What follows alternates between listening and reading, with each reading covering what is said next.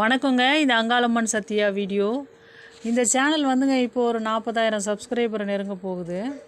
என்னோட மகன் கூட கேட்டார், எப்படிம்மா உங்கள் சேனலுக்கெலாம் இத்தனை பேர் வராங்க அப்படின்ட்டு.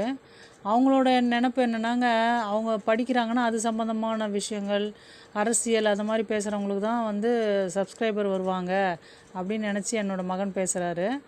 உண்மையிலே நிறைய விதமான பக்தர்கள், அதாவது சிவபக்தர்கள் நிறைய பேர், முருக பக்தர்கள் நிறைய பேர், அங்காளம்மனுக்குன்னே தனி பக்தர்கள் இருக்காங்கங்க. அந்த அம்மானா பயங்கர ஒரு பாசத்தோடு இருக்கிற மக்கள் நிறைய பேர் இருக்காங்க. எனக்குமே இந்த யூடியூப் சேனல் ஆரம்பித்த பிறகு தான் தெரியுது, அந்த அம்மாவுக்கும் இவ்வளோ பேர் இருக்காங்க. இந்த அம்மா அதை கமெண்ட் பண்ணுறவங்க, அந்த கமெண்ட்டை பார்த்தாலே நம்மளுக்கு புரியுது அவங்க எவ்வளோ ஒரு பக்தியும் அந்த அம்மா மேலே பாசமும் வச்சுருக்காங்க அப்படின்னு சொல்லிட்டுங்க. உண்மையிலே சொல்கிறேங்க, துடியான தெய்வம் அந்த அம்மா. நம்மளுக்கு ஒரு விஷயம் அது நடக்கலைன்னா அது ஏதோ ஒரு நன்மைக்காக தான் இருக்கும். அந்த அம்மா பண்ணுறது நடத்துதுன்னா அது நல்லதுக்காக தான் இருக்கும்.